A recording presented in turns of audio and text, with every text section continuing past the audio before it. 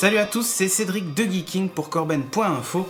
Manu m'a proposé de tester un NAS Asus TOR que j'ai ici, le AS5002T. Évidemment, j'ai pas pu résister à l'offre qu'il m'a faite. Donc voilà, je vais vous en parler tout de suite pendant ces 10 prochaines minutes.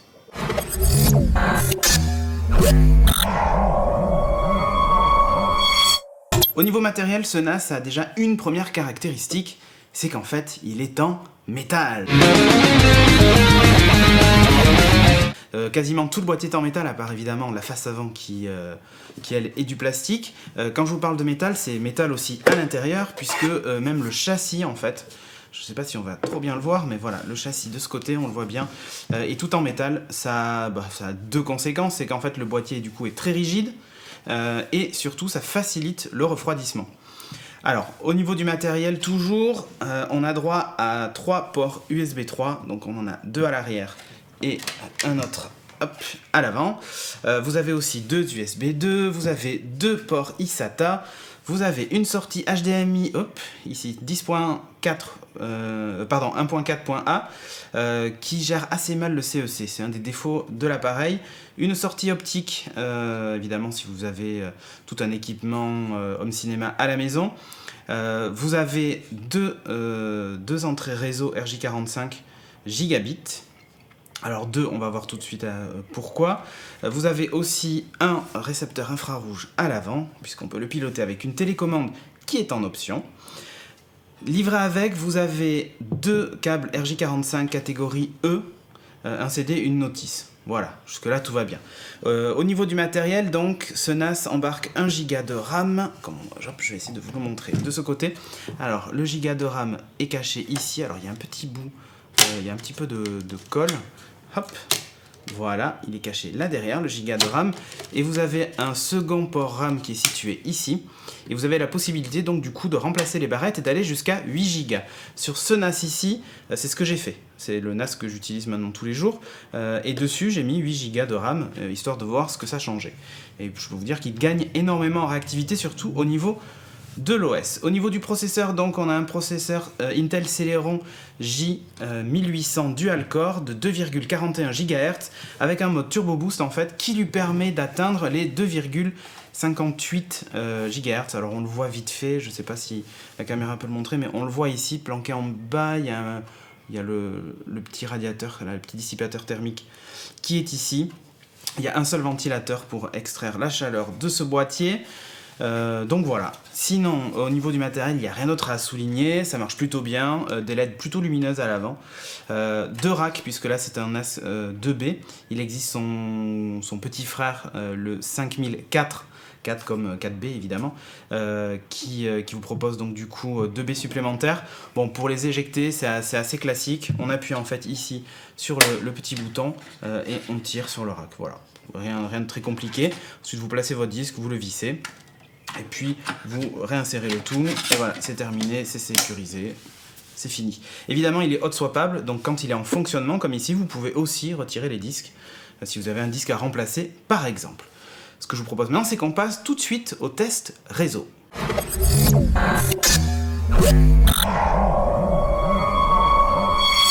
Les aspects les plus importants de NAS sont son accessibilité H24, sa réactivité et évidemment ses taux de transfert de fichiers. De ce côté-là, pas de surprise, vous serez limité par votre connexion réseau. Il faut savoir que les NAS sont maintenant assez performants pour atteindre le maximum de ce qu'est capable de faire votre connexion réseau. Les 100 mégas sont très souvent dépassés. Le maximum que j'ai pu mesurer, c'était 108 mégaoctets secondes sur mon installation de tous les jours, donc ce NAS-là. Pour les petits fichiers, lorsque par exemple j'ai transféré ma bibliothèque MP3 en masse, il y avait 1600 et quelques fichiers, on était plutôt aux alentours des 90 mégaoctets secondes, ce qui est plus que raisonnable. Est-ce qu'on peut faire mieux ? Oui, grâce à ces 2 ports Ethernet, vous avez la possibilité en gros de les agréger ensemble, mais il faut que votre routeur le supporte et surtout il faut qu'en face vous ayez, alors soit vous avez plusieurs machines qui accèdent à votre NAS, soit vous avez un autre NAS capable de faire la même chose. Et c'est ce que nous avons fait. Rien que pour toi, public. Ce qui s'est passé, c'est qu'en gros, on a connecté ces deux NAS ici présents sur un routeur capable de faire ça, et on a copié des fichiers de ce NAS vers ce NAS. Alors, le résultat est sans appel, en fait, c'est les disques durs qui deviennent des goulots d'étranglement. Dans notre cas, en fait, on a des disques durs, c'est des Western Digital RAID de 2 Tera, donc la série Red de Western Digital, celle qui est faite normalement pour les NAS. Alors là aussi, on est arrivé au goulot d'étranglement. En gros, on est monté à 140 mégaoctets secondes, ce qui est alors c'est pas le maximum théorique de ces disques, puisqu'ils sont indiqués comme montant à 150 mégaoctets secondes, mais c'est ce que moi j'ai mesuré. Donc effectivement, on a un petit gain, puisqu'on passe de 100, 110 en gros à 140 mégaoctets secondes. Mais voilà, le problème c'est que le réseau est beaucoup plus performant, donc le disque dur fait goulot d'étranglement. Et donc on s'est dit, est-ce qu'on peut aller encore plus loin ? Et la réponse est oui, tout simplement en utilisant, hop, je vais le montrer ici, ceci, des SSD. Donc là pour le test, on a utilisé donc des MX200 de 250 Go qui eux sont donnés pour faire du 555 mégaoctets en lecture et 500 mégaoctets secondes donc en écriture.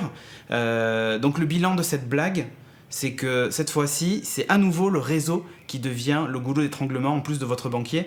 C'est le maximum qui a été possible d'atteindre, c'était 190 mégaoctets secondes.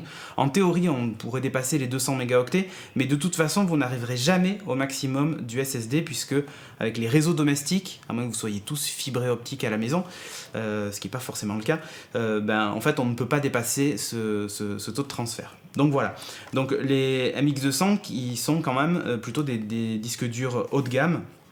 Pour la petite histoire, donc celui-ci, je vais essayer de l'ouvrir, voilà. Celui-ci, il a fallu un petit peu bricoler au départ pour le faire rentrer dans la baie, hein, évidemment, puisqu'il n'a pas le format qui va bien et les adaptateurs ne sont pas livrés avec. Mais voilà. Mais sinon, ça fonctionne plutôt bien. Alors vous allez me dire, c'est quoi l'intérêt de mettre un SSD dans un NAS ? Ah ben voilà. Alors, le premier intérêt de mettre un SSD dans un NAS, ça va être la fiabilité, évidemment, puisque par rapport à un disque classique, on sait que le SSD est quand même un peu plus fiable. Ça va améliorer sensiblement la vitesse la réactivité générale lorsque vous allez faire de la copie de disque à disque, par exemple, dans le NAS. Mais dès que vous allez l'utiliser via le réseau, on perd tout l'intérêt du SSD, et en plus, c'est quand même beaucoup plus cher. En parlant de disque dur, il faut savoir que là on est face à un NAS tout ce qu'il y a de plus classique. L'OS permet de faire du RAID comme dans un NAS tout à fait classique. Même si on est sur un NAS plutôt orienté multimédia, on va retrouver toutes les fonctions de stockage, de toutes les applications métiers que vous pourriez avoir sur un NAS classique. L'OS qui fait tourner tout ceci est basé donc sur Linux, donc ADM 2.4. Est plutôt véloce, et même si vous avez des disques durs classiques à l'intérieur, très franchement, la différence de réactivité est minime par rapport à du SSD. Alors du coup, l'intérêt du SSD dans un NAS domestique est plutôt limité, voire inutile, surtout quand on voit le prix au giga. Ce qu'on peut ajouter d'autre, donc si vous avez besoin que de 2 disques durs, ce NAS est absolument parfait pour ça. Si vous avez besoin de plus, donc encore une fois, le 5004T, AS5004T, vous proposera 4 B.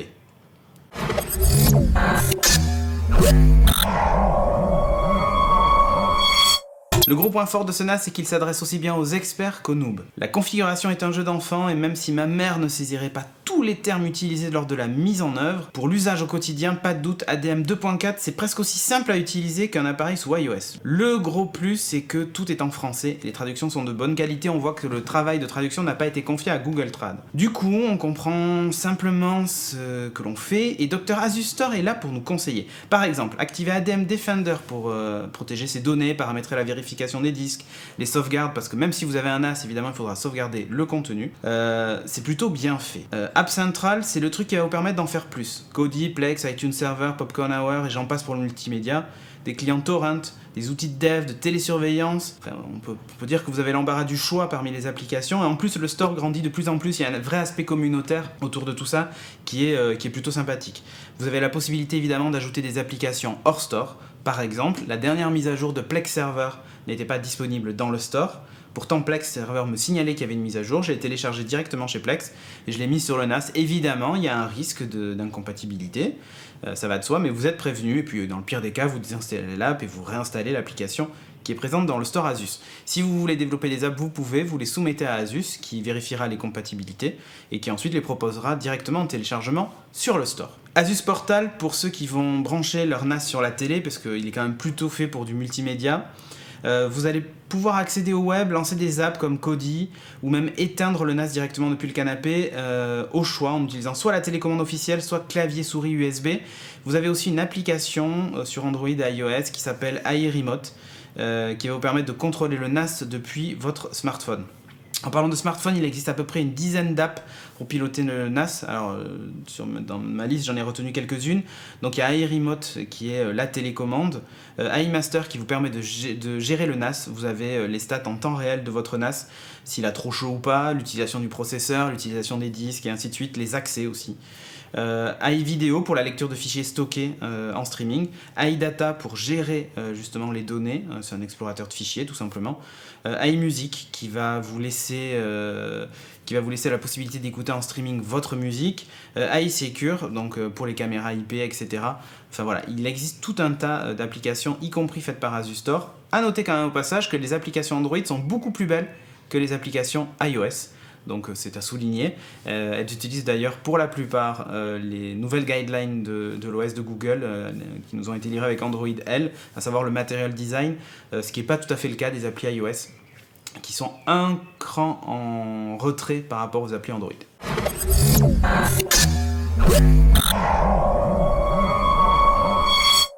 Côté bruit, c'est le calme plat, même à pleine puissance, quand vous êtes en train de faire du transcodage Plex. Avec un bon 23 degrés dans la pièce, le NAS monte environ à 40 degrés, donc l'ensemble du boîtier. Le processeur est entre 50 et 60 degrés quand il est à pleine charge. Le disque dur reste plutôt aux alentours de 40 degrés. Du coup, pour le ventilateur, c'est plutôt une balade de santé. Il dépasse rarement les 750 tours minute. En fait, il ronronne sans être bruyant. Une Xbox One ou une PS3 fait beaucoup plus de bruit à côté. Pour faire le test, là il est éteint. Je vais allumer le NAS. Vous allez me dire, il n'est pas à pleine puissance. Mais là voilà, je viens de l'allumer, donc ce que vous allez surtout entendre, c'est ma voix. On entend peut-être un peu les disques grattés et les petits oiseaux. Mais pour vous dire à quel point c'est silencieux. Et là, ce niveau sonore-là, vous allez très rarement le dépasser. Enfin, moi, pour tout vous dire, je ne l'ai jamais entendu souffler plus que ça. Même en plein transcodage. Et là, le ventilo tourne, il est allumé, il n'y a aucun souci.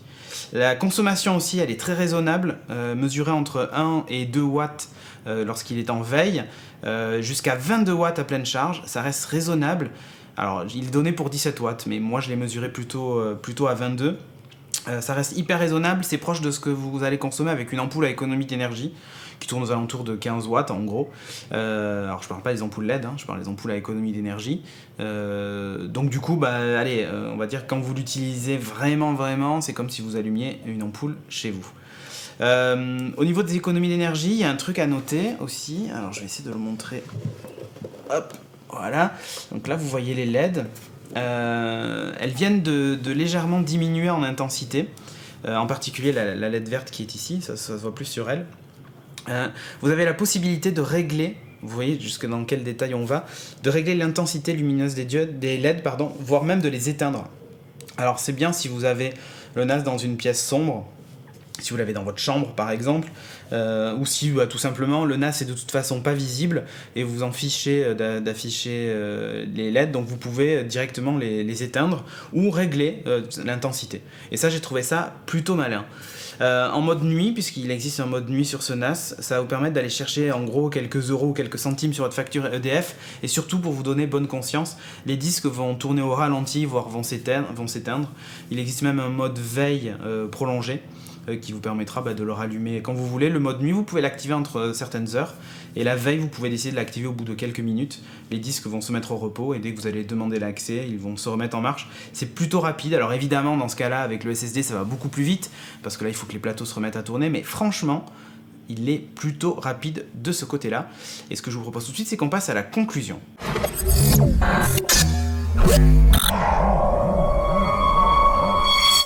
Alors vous allez me demander pour qui s'adresse ce NAS finalement, puisque c'est un NAS qui est plutôt multimédia. J'ai envie de vous répondre pour tout le monde. Tout le monde parce que vous soyez débutant, c'est parfait pour commencer, puisque vous êtes guidé à travers tout le processus de mise en marche et ainsi de suite.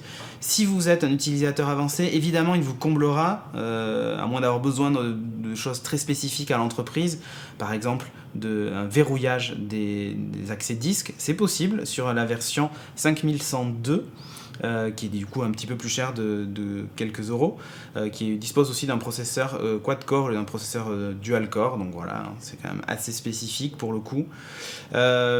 Si vous avez besoin de 4K, évidemment, ce NAS est à éviter puisqu'il n'est pas compatible avec la 4K. Il faudra plutôt vous orienter vers l'Asustor 7004T, mais là on change de gamme puisqu'on passe tout de suite à 1100 euros. Sans les disques. Voilà. Alors l'AS 5002T, pour tout vous dire, c'est quand même un NAS qui est plutôt excellent.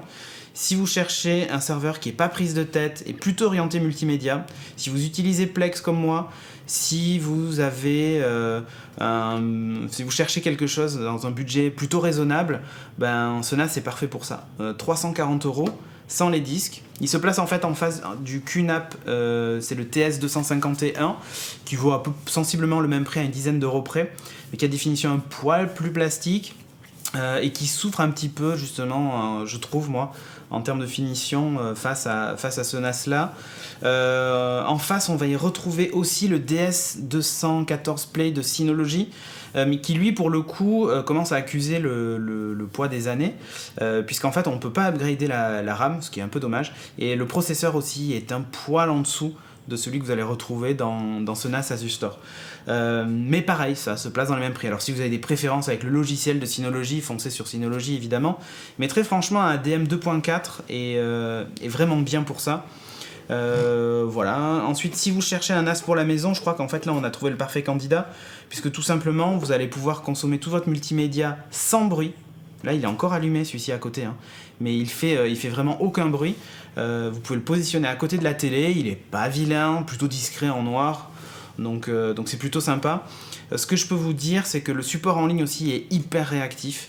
Voilà, même si Asustor c'est pas une marque hyper connue dans le stockage et dans les NAS, puisque c'est une marque qui est plutôt récente. Ils sont hyper actifs, il y a une communauté hyper active, vous avez des réponses quasiment instantanément. Donc encore une fois, en plus Asus c'est quand même une marque qui est plutôt connue dans le hardware, c'est pas non plus des débutants. Encore une fois, il faut pas avoir peur de l'essayer. Alors je sais, je suis un peu dithyrambique, vous allez vous dire ah là là, mais il est payé combien pour dire du bien de ce NAS? Mais en fait je suis pas payé du tout, c'est juste que voilà, pour avoir testé le QNAP TS251 et celui-ci, je trouve que celui-ci est bon, le soft est vraiment bon, ADM 2.4 est une vraie réussite. Donc encore une fois, ouais, je recommande chaudement. On va faire une brève synthèse. Ce que j'aime moi sur ce NAS et ce que je n'aime pas. Donc ce que j'aime, c'est déjà les trad FR dans les menus. C'est tout con, mais souvent ce qui donne une impression de qualité aussi au produit, c'est quand le logiciel est bien fini. Et là pour le coup c'est le cas avec Asustor. Les traductions FR sont vraiment justes, il n'y a pas de problème et vous comprenez parfaitement ce qu'on vous demande. Donc ça c'est plutôt cool. Le silence. Alors pour moi c'était un des critères importants, le silence. Là je dois vous dire que je suis plutôt servi. C'est un NAS qui est vraiment très silencieux, la finition qui est excellente, la possibilité de bidouille, vous pouvez rajouter de la RAM, vous pouvez faire ce que vous voulez avec, même au niveau du soft, vous avez la possibilité de vous amuser évidemment. Le prix, parce qu'il reste quand même plutôt abordable. L'App Store qui est très fourni, donc la possibilité d'ajouter pas mal d'applis, rien que pour le torrent, vous avez au moins 3 clients à ma connaissance, ce qui est plutôt pas mal, vous avez tout un tas de serveurs web, enfin vraiment. Le truc est complet, ils n'ont pas mis de côté justement l'aspect un peu développement bidouille qu'on peut trouver chez les concurrents. Et ça c'est plutôt cool, même si très clairement on sent qu'ils s'orientent quand même plutôt pour le grand public. Ce que j'ai aimé aussi, j'utilise Plex Server et je peux vous dire que ça fonctionne à merveille. Ça marche très très bien pour l'utiliser au quotidien, et même madame qui est pas du tout informaticienne, elle sait gérer son truc, placer ses fichiers, enfin voilà. Et ce NAS est vraiment top pour ça. Ce qu'on aime moins, parce qu'il faut vraiment dire un truc, c'est que tout ne se fait pas sans vis. Alors évidemment le boîtier, il y a 3 vis derrière, voilà, là, je les ai retirés pour l'ouvrir, mais il y a 3 vis évidemment derrière, bon ça encore, passons. Mais après c'est plutôt au niveau des racks, alors je vais essayer de vous montrer sur un. Hop, la fixation des disques durs qui se fait en fait par vis. Bon, j'avoue que quitte à simplifier le truc au maximum, ça aurait été cool que la fixation se fasse avec un système de clip comme on peut le voir dans certaines tours. Voilà, c'est tout ce que j'ai à dire. Si quand même, un dernier truc, et pas des moindres pour un NAS multimédia, c'est que parfois j'ai rencontré des difficultés de transcodage de certains fichiers, faire du transcodage en live d'Amplex, certains fichiers en 1080p, des MKV qui avaient peut-être des codecs un peu exotiques, qui du coup avaient un petit peu de mal, surtout quand on intégrait les sous-titres. Alors, ces problèmes-là, je les ai rencontrés essentiellement lorsque je streamais par exemple vers une Xbox One qui nécessite un transcodage. Si évidemment vous lisez vos fichiers sur un appareil qui est capable de les lire, il n'y aura pas de transcodage, donc ça pose aucun problème. Donc c'est des cas de figure assez précis, mais voilà. Vous avez la possibilité, si vous voulez éviter ce genre de problème, d'utiliser une petite appli qui est intégrée dans le NAS, qui va vous permettre, en gros, vous déposez un fichier dedans, vous dites dans quel format vous voulez qu'il le transcode, et il va faire la transformation avant. Et ensuite vous le placez dans un autre répertoire. Et du coup Plex pourra évidemment fouiller dans ce répertoire de fichiers convertis. Et donc vous n'aurez plus, vous aurez un format un peu moins exotique et du coup plus ce problème de transcodage live dans Plex. En gros, ça, vous pouvez rajouter une opération de transformation de vidéo directement et simplement. Et très franchement, je vous dis ça, c'est à la portée d'absolument tout le monde tellement le logiciel est bien fait. Donc encore une fois, si vous cherchez un NAS de bonne qualité, bien fait, moi c'est un truc que je vous recommande chaudement. Et ce que l'on va faire même, comme on est sympa, c'est qu'on va vous en offrir un. On va vous offrir un NAS avec les modalités qui seront évidemment sur corben.info. Sur ce, merci d'avoir suivi ce premier test vidéo et je vous dis peut-être à bientôt s'il y en a d'autres. Sinon, si je suis viré, je passe chercher mon chèque à la compta. Sur ce, à plus, ciao.